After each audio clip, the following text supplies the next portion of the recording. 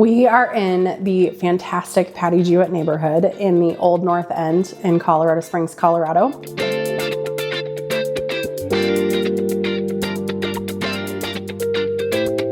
I am seventh in 3 generations of hairdressers.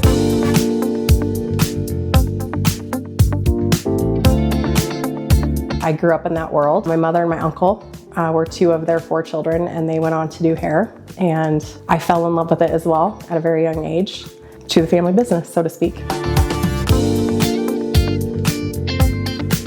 I actually love the personal connection more than I love hair. And hair just happens to be the medium that I get to use to help someone feel amazing about themselves, to connect with someone on a regular level, how they get to feel the best about themselves. It's your most expensive item of clothing that you cannot take off, and you should feel good in it every single day.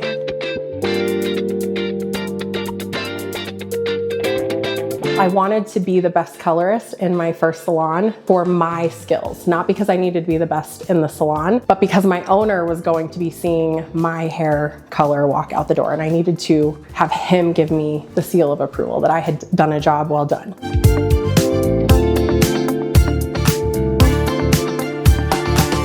I think the average curly client coming into the salon for the first time, they're nervous. They may have some bad hair trauma from previous haircuts.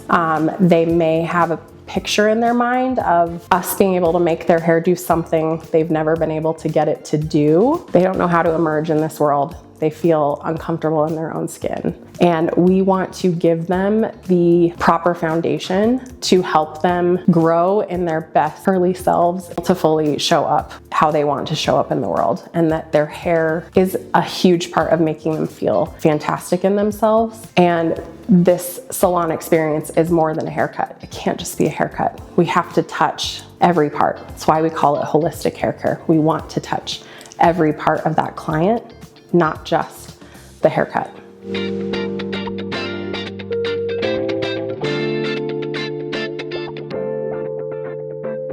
A client that I will remember to this day and remember forever is my sweet stylist, Elise. She did not come to me as a stylist though. She came to me as a young 18-year-old, 17-year-old possibly, who was struggling with her hair and had been going to mom's stylist and had been not figuring out her hair, not loving what was happening, knowing she needed something different. She stalked me on the internet and she got an appointment with me, and we had the best first time, me helping her understand her hair.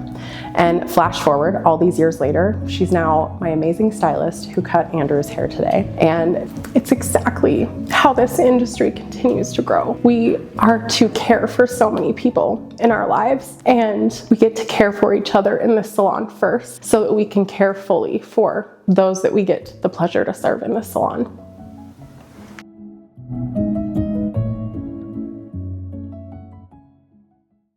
We really want to silence that mean girl and help you rebuild the relationship that you have with your hair so that that mean girl is not talking to you and not the loudest voice in your head. The most notable one when you come into the salon is a stylist station mirror from my grandparents' salon, their second location on Colorado Boulevard. And it's a beautiful 1970s Italian hand-carved mirror. And it reminds me of them. And it's a beautiful reminder of their legacy and how they poured into me at such a young age, and how I want to continue to pour into our community and into my staff.